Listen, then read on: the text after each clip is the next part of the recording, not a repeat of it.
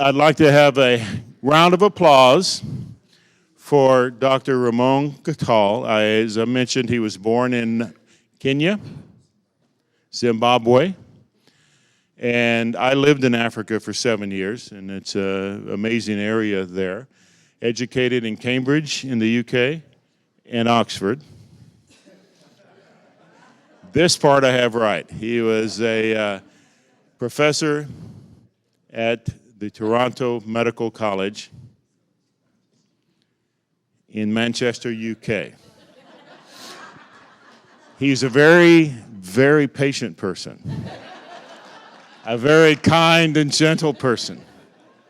And in all sincerity, he has one of the most uplifting vibrations. He's been to many of our events, and I always feel a happiness coming from him, and that is a talent. And I remember saying once that went like, when nothing makes you happy, you've made a quantum leap. And if you think about that, when you're happy for no outside causes, you've achieved a certain level of enlightenment because you project that vibration. A round of applause for Dr. Raman Gokal.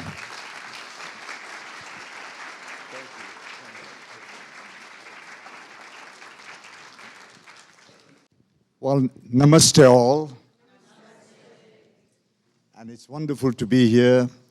And thank you, Ty, for those kind words and the invitation to share my view and the Vedantic view on life, basically. What is it all about? Why are we here? What's the journey? How far do we have to go? And I guess the essence is, you don't have to go anywhere. You're already there. But you don't realize that you are already there. And when we look at the world population, our planet, the beautiful blue planet of 7+ billion people, and most of us have experienced a moment when one isolated incident, whatever it is, a catastrophe, an illness, a dark side of the soul, it suddenly brings into very sharp focus. And I think everyone can relate to that because everyone has been through that, including moi. It brings into the question the basic essence of who you are. What are you doing here? How I ought to live? What happens after death? And of course, all this here, oops, sorry.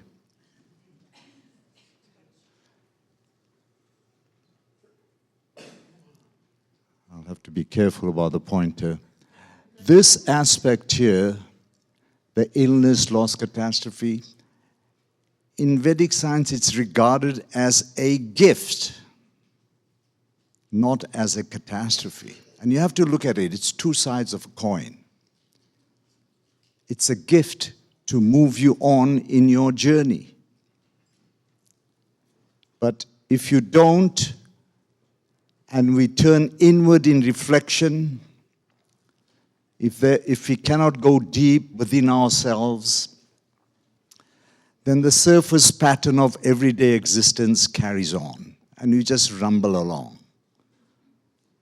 And life carries on until the Almighty or your soul says, you haven't learned the lesson, recycle. So basically we are in this existence, in this 3D dimensions, and I'm not pointing at any one of you, you are all exceptions to what I'm going to say. See, our life is like a locked box. It's pretty from outside. All our time is spent on the external environment in the realm of time through our 5 senses of action and organs. But inside there is a total mystery to a lot of us. But wherein lies the total bliss? So we need to look inside and find the key to the lock. Now, there's a little story in the Hindu area where there was a beggar who used to sit and beg, same spot every day.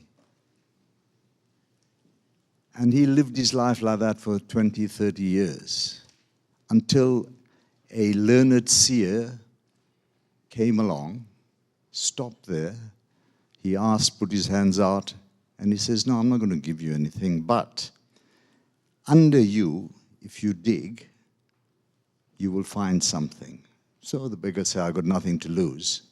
He dug, and he dug deep, and he found all the gold and gems and diamonds.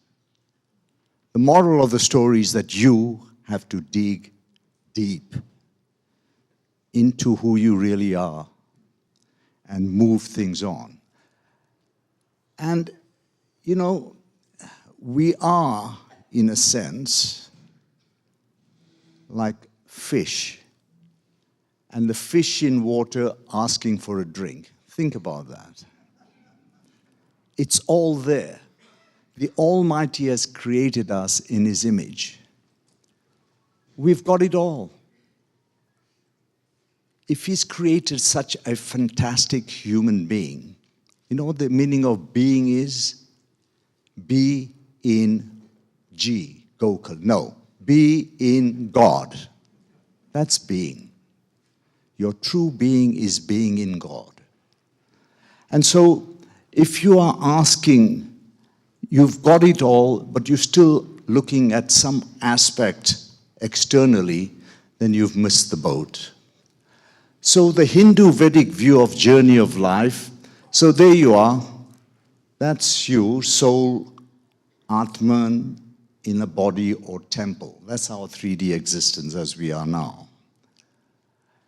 And the goal is to reach self-realization, or moksha as it is called, the truth, one with the Almighty, ascension in Hinduism or Vedic thing, it's called the divine body. This morning, William Henry was talking about the rainbow body, the light body, whatever you call it, that's the journey. And yet, we don't realize that particular transformational aspect that we need to transform. And so there is something that sits between us here and that our goal.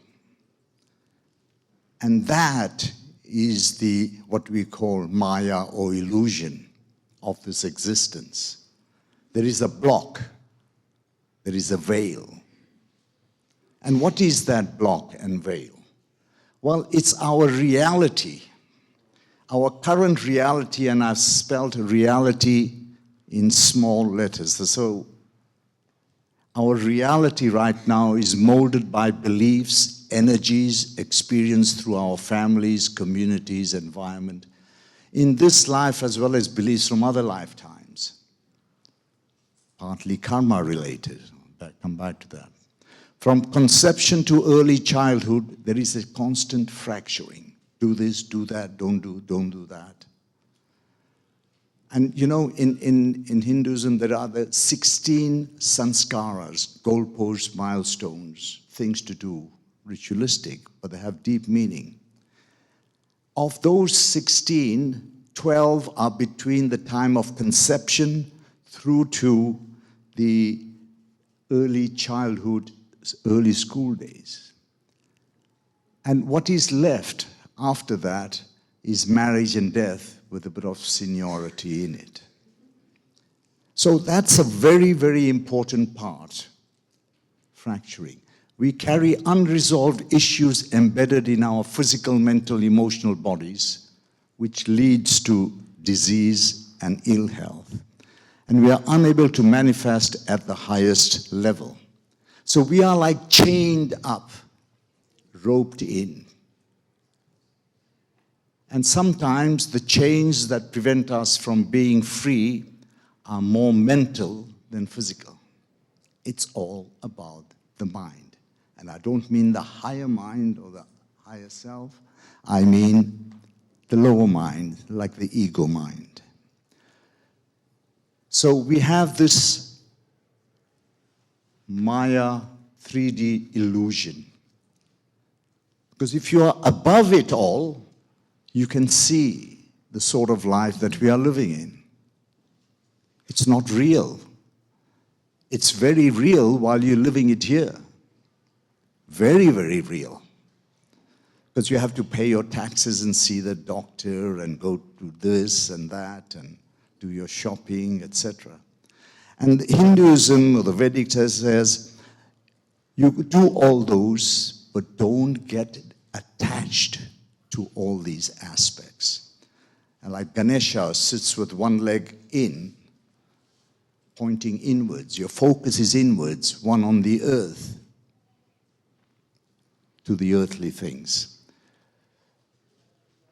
So what we have here in this, what is blocking us, our transformation journey, is this particular aspect, karma, birth and death. And of course, in terms of birth and death, you are born and you die. That's a cycle in this.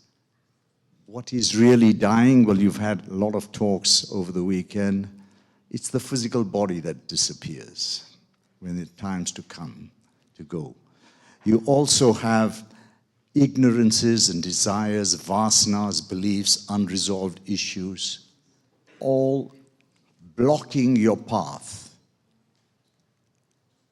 And of course, we are living, this is the storm, we are living in the storm. The quietest place in a storm is the eye. So we need to be there, except we are here. And that's our journey. So does the Vedic literature and way of life have any answer? There are Vedic principles which are endowed in the Sanatan Dharma. Sanatan means forever, truth. Dharma, righteous living code of conduct. And of course, if you don't live that way, you accumulate karma. And then the cycle of birth and death continues. And reincarnation. And of course, the Vedas and the Upanishads, which imbibe the principles of yoga. See, I call it yoga. Yoga is a Western term which, well, I'll come back to that. And it's more synonymous with the Hatha Yoga, the exercise, the postures, and so forth. So what are the Vedas and the Upanishads? The Vedas, Veda means knowledge. 4 Rig, Yajur, Sama, and Atharva, sacred scriptures in Hinduism. They consist of the mantras of numerous Himalayan yogis and seers who perceive the truth. The essence of the Vedas, pure and unsullied knowledge, earnest and true devotion, righteous action. That's the sum total of what the Vedas says. What about the Upanishads? The Upanishads, there are 108, but that there are 10 main ones. Upa means down, ni, near, sat.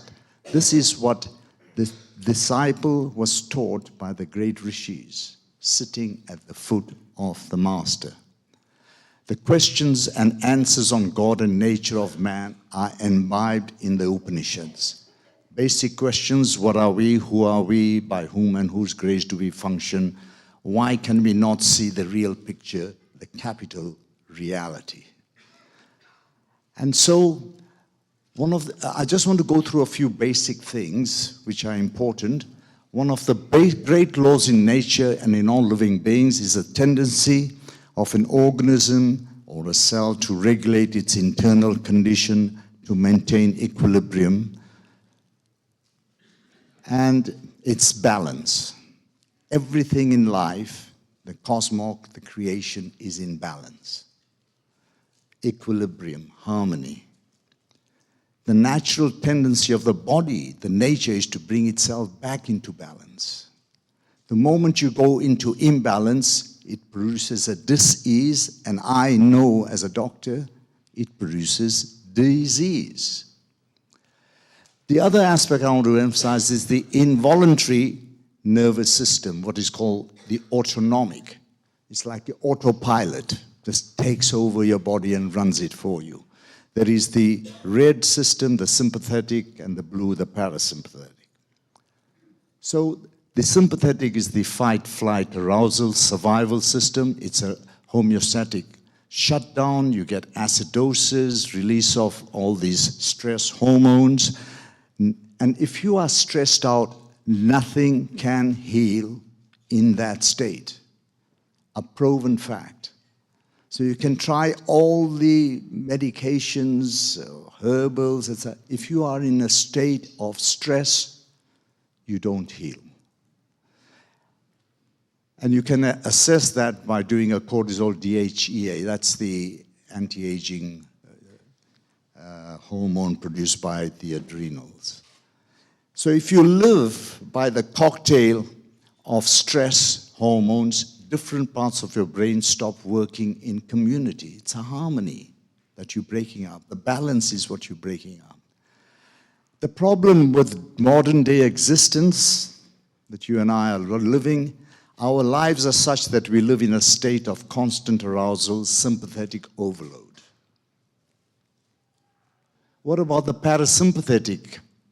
Lower stress hormones increases serotonin, DHEA, oxytocin, healing, immunity increase, no pain. So what we live in is that, where you have a sympathetic overload. What we want is to live in balance. And for a lot of us, including me, we want a parasympathetic upregulation. And that's where yoga and pranayam and such things come into being. And then there's the chakras and the nadis. And I don't want to spend too much time because John Orkin already mentioned a lot of this. But these are our 7 chakras. And that's me sitting there in the lotus position. Only kidding. And these lower chakras are based on survival. See, the human body was created to survive in its animal nature. However, the upper ones, especially the anahata or the heart chakra, is where you have creative thoughts and you have elevated emotions. Here, they are limited emotions of fear, etc., etc. Here it's love, compassion, and it's all elevated stuff. Now there are also the nadis and through which pranic energy flows. There are 72,000 of such, and I know John mentioned there are 3 main ones: the Sushumna, the Ida, and the Pingala. That's the solar nadi, and that's the Ida, the lunar nadi. And where they crisscross, you get the chakra formations. But also involved with the chakras are the thyroid, the adrenal glands. And I think John showed some beautiful pictures. What is important to recognize that anatomically, there are these plexuses, nerve endings that correspond to the chakras. Now, why is that important? Well, energy centers are centers of information. Each center has a hormonal gland.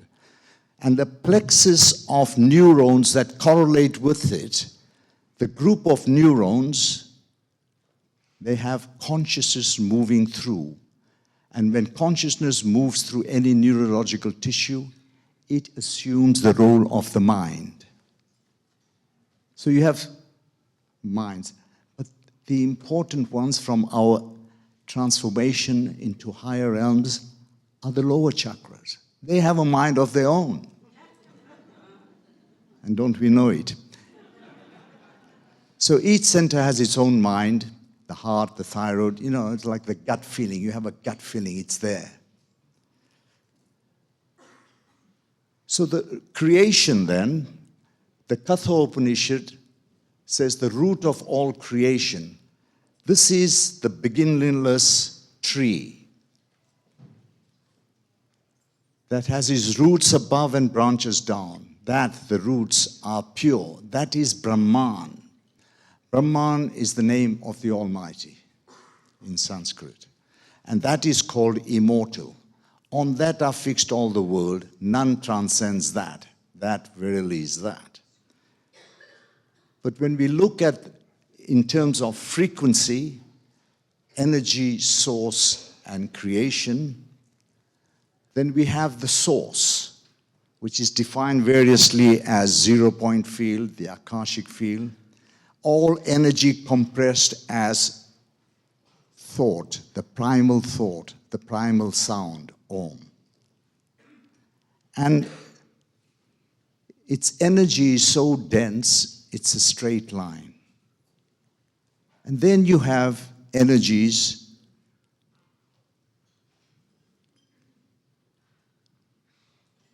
so that frequency waveform gets longer and longer until it's almost spread out. And so what happens is that thought moves to energy, forms matter. The less widespread this is, the worse it is. And the creative emotions, selfless, love, compassion, have a much higher energy waveform pattern. The survival emotions, selfish, anger, rage, frustrations, are based here. This is where the 3 lower chakras are. And so it's important to recognize that we have to move ourselves from this vibratory state to higher ones. The heart chakra is out there. The higher you are, the more straighter is the line. Now, if you draw a straight line through this particular waveform, every time the wave touches the straight line, it's a point of truth. So if you have a waveform which is long and stretched out, you're hitting truth very infrequently. Here, you are hitting it almost all the time. There, you are it. So frequency has information. Unlimited, higher the frequencies, limited, the lower the frequency. So we come to this body-mind model. And here we have the body. It's sort of mortal. Cognitive senses, action senses, environment, and the physical body. That's the triad in the 3D dimension. There's the mind, and then there's the soul. So let's just look at the body. And the body is made of, in physical terms, lots of cells, 70 trillion cells in our body. And they are really organized. There are about some people say over 1 million reactions going on in the cell at any one time. I can't do 2, things at the same time. The cell is organized to do that. And the wisdom of the cell, it's got a higher purpose. Every cell works for the welfare of the whole. There's a communion. They keep in touch with each other. Messenger molecules, awareness, cells adapt from moment to moment. There's an acceptance. They recognize each other as equally important. Creativity. Every cell has a set of unique functions but combined creatively. There is a being, obeys the universal cycle of rest and creativity, the rhythmic cycles, efficiency, bonding, giving, immortality, they reproduce to pass on their all. And our 3D lower chakra want to maintain that in a very physical way, but not to reach the immortal true reality of who you are. So that is what the cells have agreed to do as part of the intelligence. It's not a spiritual practice in every sense of the word. The very opposite of these cell wisdoms would lead to cellular and human death. And I've seen it day in, day out when I was practicing. If the cells know how to behave this way, why do we behave to the contrary? 70 plus trillion cells and 7 billion can't put it together. There's something really, really drastically amiss and wrong. Think about it. What drives us to do things against our better judgment? It's the mind. So the body and healing. Body has an amazing capacity to heal if only we allow it to do so. I've seen this as a doctor. Sometimes you think Mrs. X may not be there when I come back in the morning.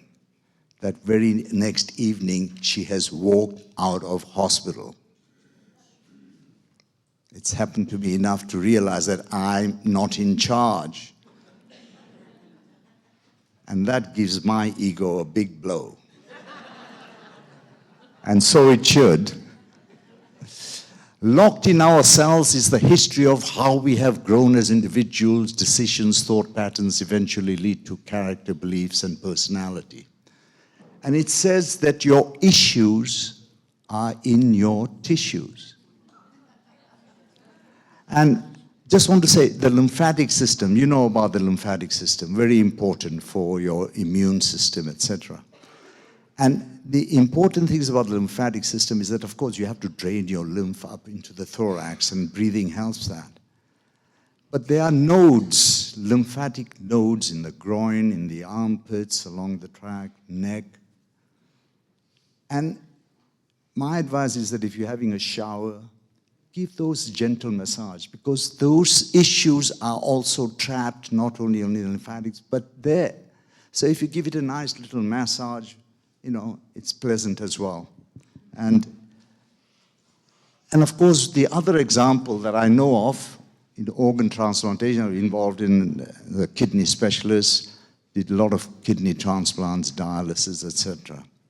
And of course, if you have a cadaver kidney transplanted into an individual, then sometimes, I think 1 in 5 or 1 in 10, the recipient adopts the personality of the donor. And so just think of what is going on there. The cells have memory. Modern allopathic medicine, well, I won't say much about it. I've lived through it for 40 years. I've seen it all.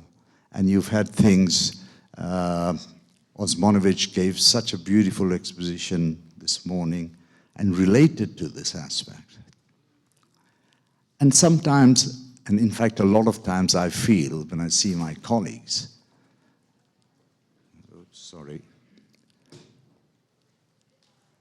that the care has gone out of caring. Gone are the days when you can sit on the bedside, can't offer anything, but if you hold the patient's hand and say, "It's going to be all right, Mrs. Jones. Don't worry, we'll do all we can." That's worth all the drugs in the world, I tell you.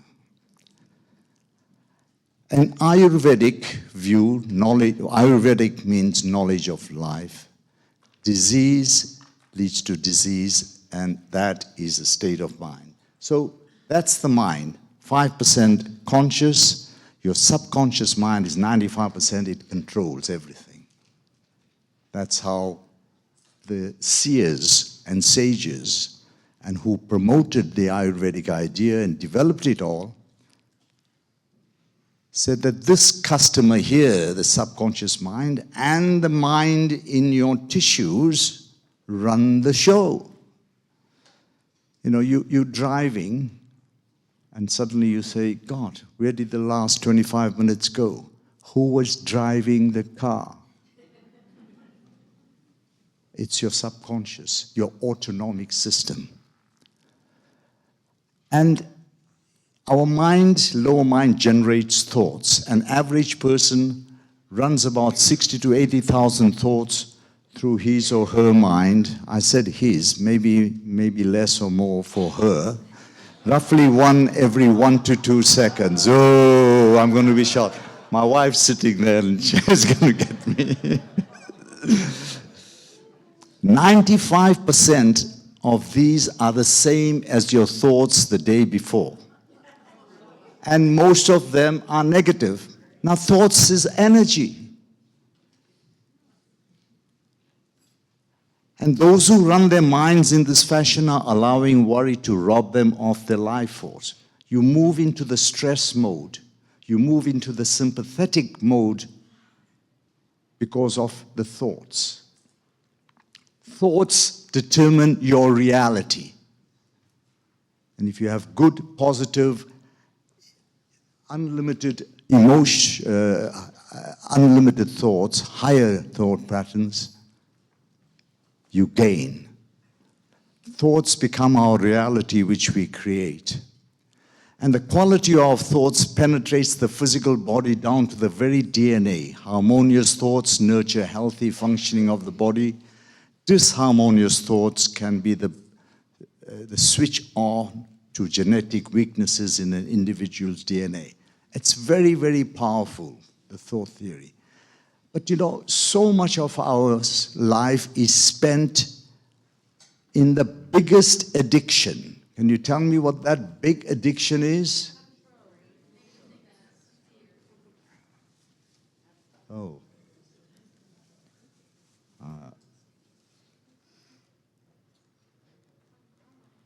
It's coming. Mind management is essence of that. This, living your life in a thought pattern that repeats itself, is the biggest addiction on the earth. So why are we addicted to thinking? Because we believe that we would cease to exist if you stop thinking. As we grow up, we form a mental image of who we are based on our personal, cultural conditioning. I've talked about fracturing. This we may call ego or false self. To the ego, the present moment hardly exists. Only past and future are considered important. It's always concerned with keeping the past alive. Without it, who are you? It projects itself in the future to ensure its continual survival. The present moment holds the key. That's why the present is called a gift. The past is history, and the future is mystery. Stick to the gift that the Almighty has given you. So Swami Rama, one of the saints in India, he's passed on. He's all peaceful, serene, was asked, I want what you have. Can you give it to me? His answer, you already have it. You just can't feel it because your mind is making too much noise. The truth that is within you. In the Kena Upanishad, the mantras 1.5 to 1.8 inform us of the limitation of human knowledge and mind. Those who seek to know him as they know, think of ordinary knowledge, can never achieve their object. The mind is a superb instrument. If used rightly, you control it. Be there as a witnessing presence. That's so important. Be in the present.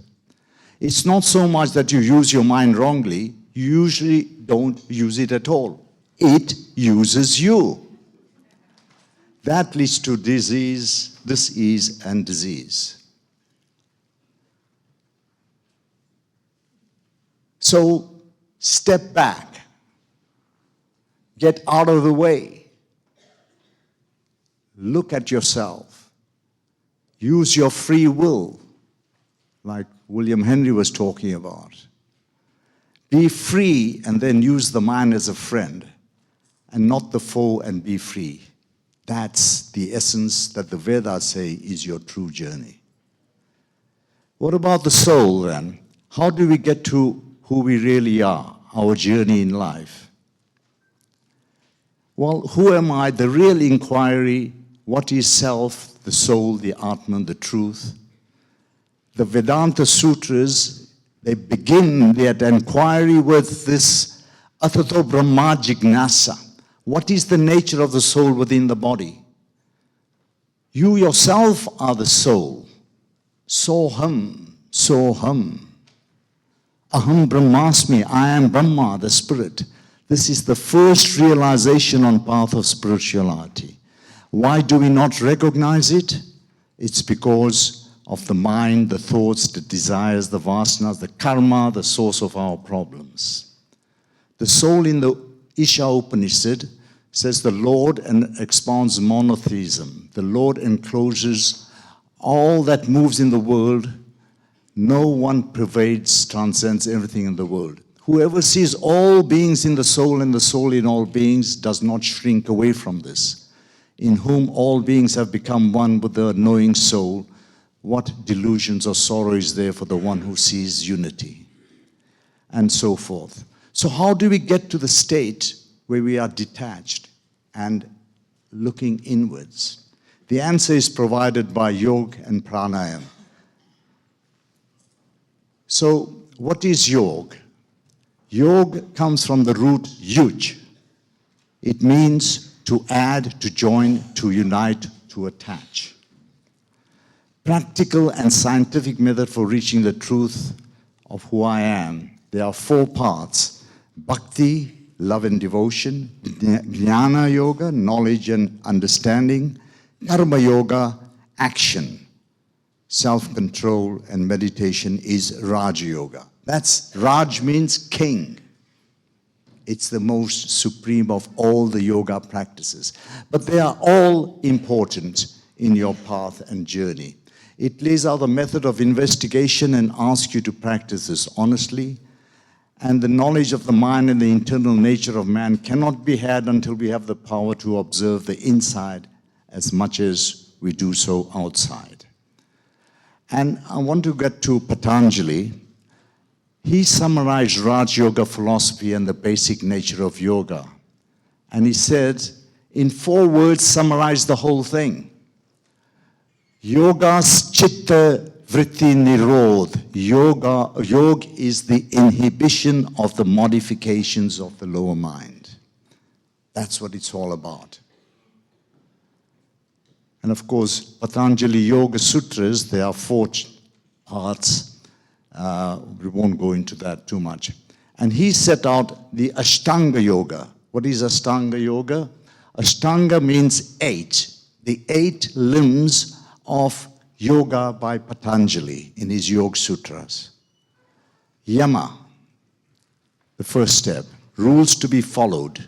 And those are the rules. They're like the 10 commandments. I don't like to call the word commandments. They are the 10 commitments you have to make in order to move on. Niyama, self-discipline, cleanliness, contentment, austerity. Asana, the postures, physical, very important. That's where Hatha Yoga comes in. I'm not going to talk anything at all about it, although my wife and I do it all the time. Pranayama, control of prana, I'll come back to that. It's a complete respiratory process. Pratyahara, restraint of senses from their objects, detachment. Dharana, fixing the mind on a spot. Dhyana, meditation, thoughtlessness, being in spacelessness, in a state of gratitude is where you want to be. And samadhi, super consciousness, state of transcendental. That particular portion there is bahirang. Start to move inwards. These are the steps that you take to move inwards.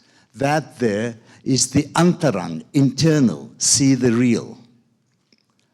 So let's look at pranayam. Pranayam, the word pranayam consists of prana, vital air, energy. It's like chi. It's believed to be part of every living thing that exists as a kind of life force, spiritual energy. Ayam means stretch, extend, regulate, prolongation, control. It's an ancient science related to the control of prana. Breathing is one of the many exercises for pranayam. Breath is the flywheel of the machine, oxygen and prana. Now, breath is really vital. It's the one process that you have some control over, and it's both autonomic as well as conscious. So you can hold your breath for a while and consciously breathe, but whilst your focus is somewhere else, you are breathing away. Who is doing the breathing? Your subconscious autonomic system. So we breathe 21,600 times a day. It's 8 million times a year. One Vedic sutra says that this figure here provides you with 21,600 opportunities every day. And we mess up with 21,599 of them. Poor breathing leads to reduced vitality. Proper breathing leads to balance and harmony. Breathing process in Yoga Shastra, inhalation, oops.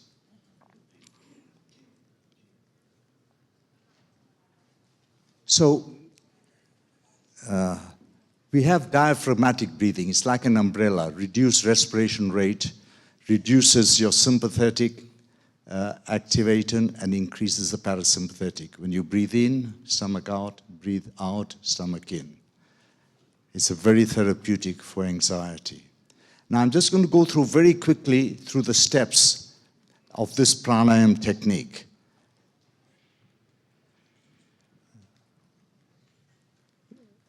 Kapalbhati.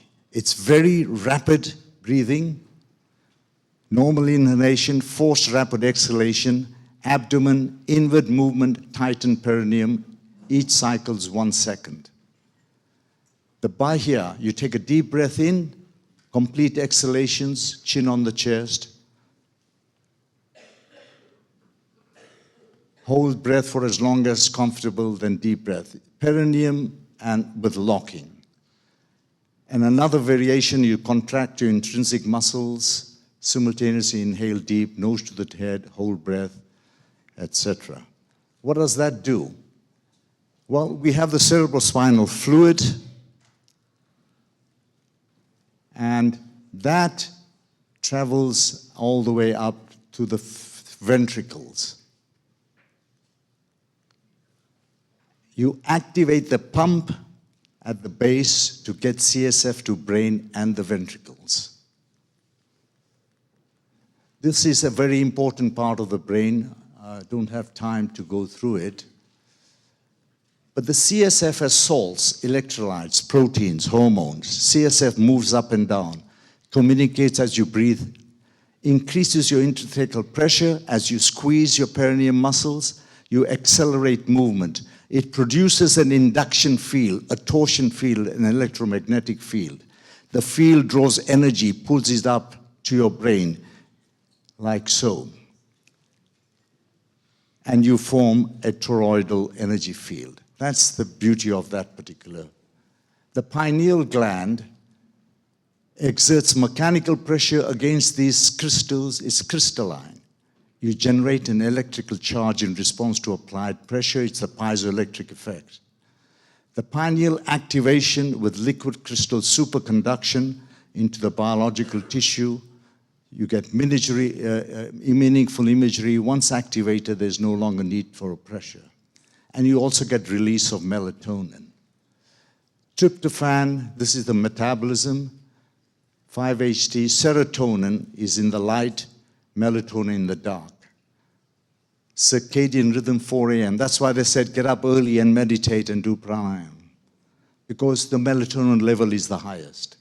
Effects of melatonin, you decrease cortisol, decrease adrenaline, stress relief, carbohydrate metabolism, immune function is impaired, DNA repairs, And you also release DMT, dimethyltryptamine. And that's where you get time travel out of body. So your body has the capacity to do all that. And then there is Anulom Vilom, alternate nostril breathing. Inhale through the left nostril, slow inhalation, open right nostril, exhale through the right. And that's the methodology. And what happens is, this is the Kundalini that rises up there, Ida and Pingala, Shushumna. And the right nostril is solar nostril, it's sympathetic. The left nostril is cooling, it's parasympathetic in dominance. So what it does, it brings about a balance between the two brains, that type of breathing, and balances the left and right brains, evokes the respect for the divine feminine. And I just want to pay respect to my beloved wife, who has been my guide, my mentor, has shifted me, loves me, and I love her too. And she has moved me on from the left brain medical professor to what I think I'm a better individual now. So when you recite Om in the three cavities,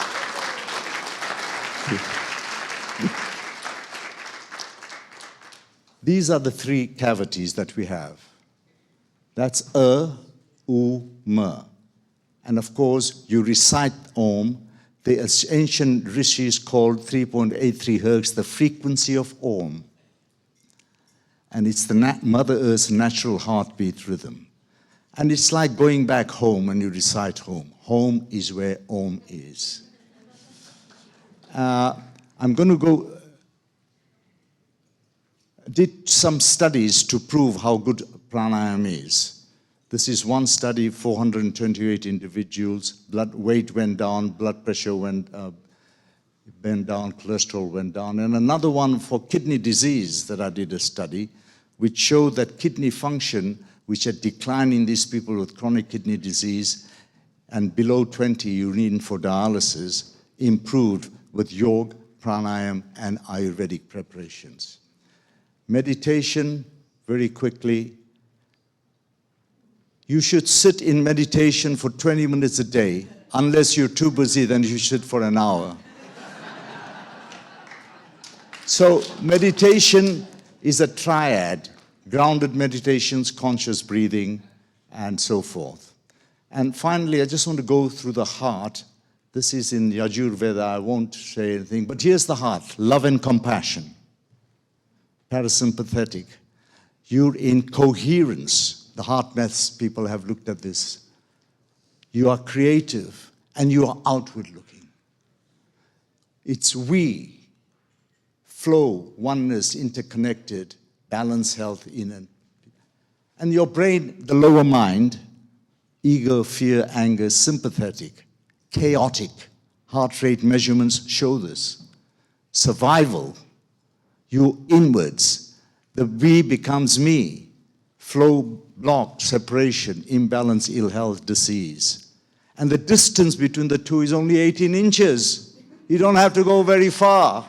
You don't have to even come to Little Rock. Oh, no, you have to. So what do we have human bodies need to survive? Intake and get rid of waste. This is the Ayurvedic philosophy. Air, water, oxygen. And if you want to stay pure, you have to perspire, urinate, respirate, and excrete. And these two have to be in balance.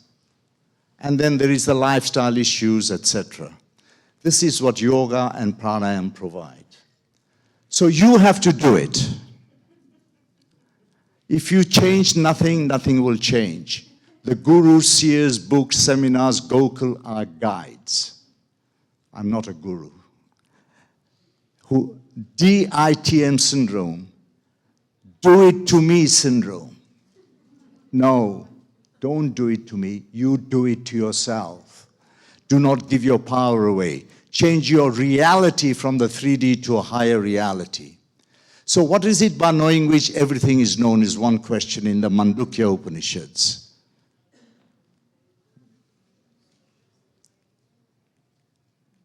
know thyself, noce ipsum.